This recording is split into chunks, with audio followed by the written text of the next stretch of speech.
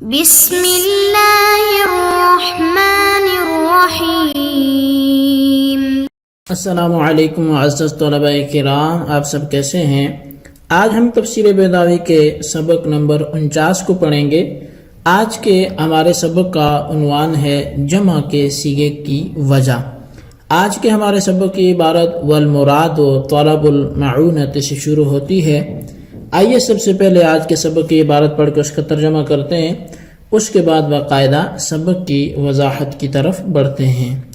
مصنف علیہ رحمہ لکھتے ہیں والمراد طلب المعونۃ فی المہمات کلھا، اور مراد تمام مقاصد میں معونت طلب کرنا ہے، او فی اداء العبادات، یا بالخصوص عبادات کے ادا کرنے میں مدد کو طلب کرنا ہے۔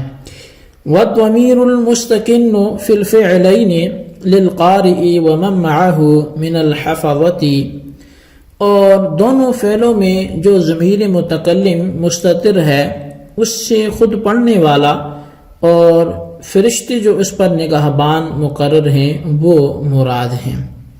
وحاضر صلاۃ الجماعت، اور حاضرین جماعت مراد ہیں۔ او لہ ولسائر الموحدین، یا پڑھنے والا اور تمام موحدین مومنین مراد ہیں۔ ادرج عبادتہ فی تضاعیف عبادتہم وخلط حاجتہ بحاجتہم، جو پڑھنے والا ہے قاری، اس نے اپنی عبادت کو دوسرے مومنین کی عبادت کی تہوں میں داخل کر دیا اور اپنی حاجت کو ان کی حاجت کے ساتھ ملا دیا۔ لعلہا تقبل ببرکتہا ویجاب الیہا، تاکہ اس کی عبادت قبول کی جائے ان کی برکت سے اور ان کے ساتھ اس کی حاجت کو پورا کر دیا جائے۔ ولہذا شرعت الجماعت، یہی وجہ ہے کہ نماز باجماعت مشروع ہوئی ہے۔ جی طلباء کرام، یہ تھی ہمارے آج کے سبق کی عبارت اور اس کا ترجمہ۔ آئیے اب اس کی وضاحت اور تشریح کی طرف بڑھتے ہیں۔ سب سے پہلے والمراد طلب المعونۃ سے نستعین کے مفعول کے متعلق مصنف نے بحث کرنا چاہی ہے۔ اس سے پہلے یہ بات سمجھ لیں کہ کبھی فعل متعدی کو، یعنی جو متعدی فعل ہے اس کو بمنزلہ فعل لازم کے مان لیا جاتا ہے، اور اس فعل متعدی کا کسی مفعول مخصوص کے ساتھ تعلق کا اعتبار نہیں کیا جاتا۔ اسی کو کہتے ہیں فعل متعدی منزل بمنزلۃ اللازم، اور مقصود اس سے عموم و اطلاق ہوتا ہے تاکہ سامع کا ذہن جن جن چیزوں پر جائے ان تمام چیزوں کو اس فعل کا معمول بنا لیں۔ اور اگر فعل متعدی کا کسی مفعول مخصوص کے ساتھ جو ہے وہ لحاظ کیا ہوا ہو لیکن دلالت قرینہ پر اعتماد کر کے اختصاصاً حذف کر دیا گیا ہو تو وہ فعل متعدی رہے گا، منزل بمنزلۃ اللازم نہیں رہے گا۔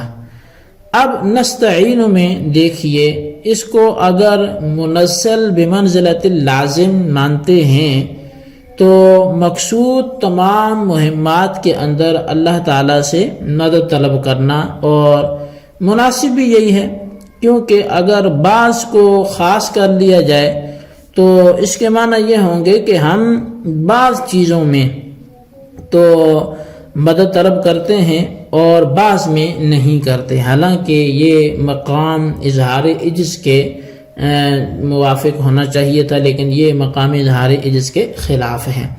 اور اگر آپ اس کو دوسری قسم سے مانتے ہیں تو اس کا متعلق فی اداء العبادات مقدر ہوگا، اور معنی یہ ہوں گے کہ اے خدا، ہم تجھ سے عبادات کی ادائیگی کے اندر مدد طلب کرتے ہیں، اور اس پر ایاک نعبد کا لفظ بطور قرینہ کے دلالت کرتا ہے، مگر اس مفعول کو اختصاراً اور اعتماداً علی القرینہ حذف کر دیا گیا ہے۔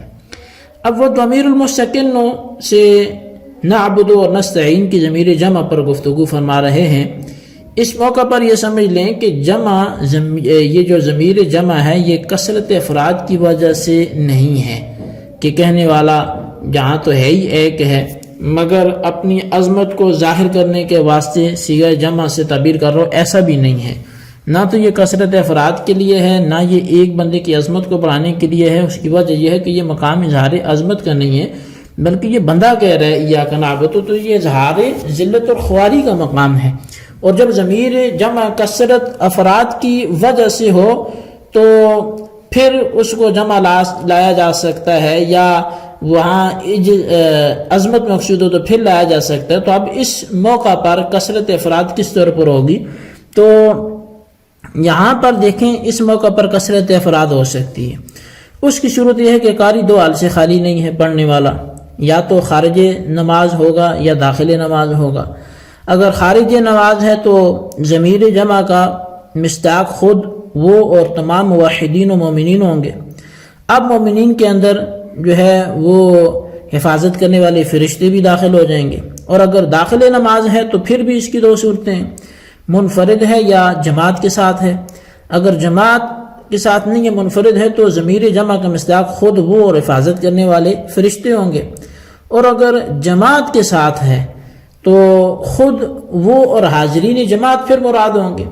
جب یہ معلوم ہو گیا کہ جماعت کی صورت میں خالص طور سے حاضرین جماعت مراد ہوں گے تو قاضی کو او حاضر صلاۃ الجماعت کہنا چاہیے تھا، تاکہ تینوں اقسام آپس میں متقابل ہو جائیں، لیکن قاضی صاحب نے واو عاطفہ استعمال کیا ہے۔ اس کی توجیہ میں صرف اتنا کہا جا سکتا ہے کہ منفردن اور با جماعت پڑھنے والوں دونوں حالت نماز میں شریک ہیں، اس وجہ سے دونوں کو اکٹھا بیان کر دیا، اور خارج نماز کو ان دونوں کا مقابل ٹھہرا دیا۔ اب رہی یہ بات کہ صیغہ جمع کے استعمال کرنے میں کیا حکمت ہے، اور اپنے ساتھ موحدین اور مومنین کو شریک کرنے میں کیا نقطہ ہے۔ تو اس کا جواب یہ ہے کہ نقطہ یہ ہے کہ جب اپنی عبادت کو موحدین کی عبادت کے اندر شامل کر دے گا اور اپنی حاجت کو ان کی حاجت کے ساتھ ملا دے گا، تو ان کی عبادت و حاجت کی برکت سے اس کی بھی عبادت و حاجت قبول ہو جائے گی۔ اور وہ اس طور پر کہ جب تمام کی عبادتوں میں اپنی عبادت کو شامل کر کے دربار الہی میں پیش کرے گا تو یا تو اللہ سب کو رد کر دے گا اور یا سب کو قبول فرمائے گا، یا بعض کو قبول فرمائے گا اور بعض کو رد کر دے گا۔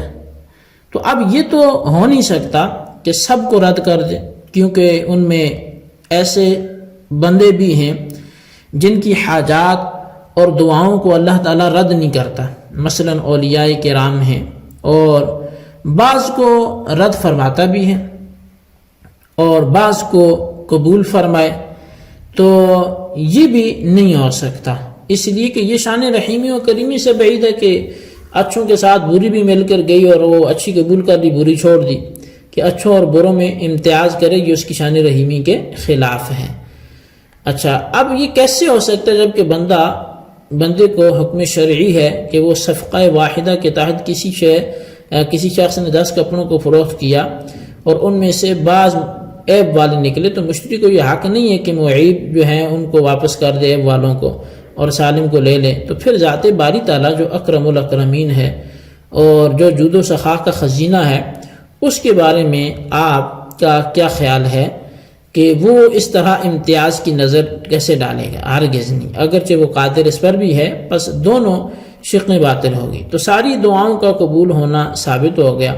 پس جب بندہ ایاک نعبد و ایاک نستعین کہتا ہے تو خدایا میری عبادت انتہائی ناقص ہے، خلل کے ساتھ مختلف، مگر میں نے اپنی عبادت کو تیرے پیارے بندوں کی عبادت میں شامل کر کے ان کے توسل سے اور وسیلے سے میں ساتھ پیش کر رہا ہوں۔ تیری شان رحیمی سے یہ بات بہت بعید ہے کہ تو ہماری عبادت کے نقص پر نظر ڈالے، بلکہ تو سب کے تو فعل میں اور ان کے وسیلے سے میری دعاؤں کو بھی ساتھ قبول فرما اور میری دعا کو بھی قبول فرما۔ اور اسی نقطے کی وجہ سے جماعت کو مشروع بھی قرار دیا گیا اور سنت مؤکدہ قرار دیا گیا، تاکہ بندہ اکٹھے ہو کر تاکہ بندے عبادت و دعا کریں اور وہ ذات باری تعالیٰ کی بارگاہ میں قبول ہو۔ تو یہی وجہ تھی جماعت کے مشروع ہونے کی بھی۔ جی طلبہ کرام، یہ تھی ہمارے آج کے سبق کی عبارت، اس کا ترجمہ، اس کی وضاحت، اس کو اچھی طرح سمجھیں، اس کے خلاصے کو ضرور رجسٹر پر لکھیں، بالخصوص ان سوالات کے جوابات دیں۔ سوال نمبر 1 یہ ہے کہ والمراد طلب المعونۃ، اس مصنف کیا بتلانا چاہتے ہیں، وضاحت کریں۔ اور سوال نمبر 2 یہ ہے کہ ایاک نعبد و ایاک نستعین میں صیغہ جمع لانے کی وجہ کیا ہے، وہ بھی تحریر کریں۔ اللہ تبارک و تعالیٰ سے دعا ہے جو کچھ ہم نے پڑھا سنا اسے یاد رکھنے کی توفیق نصیب فرمائے، آمین بجاہ نبی الامین صلی اللہ علیہ وسلم۔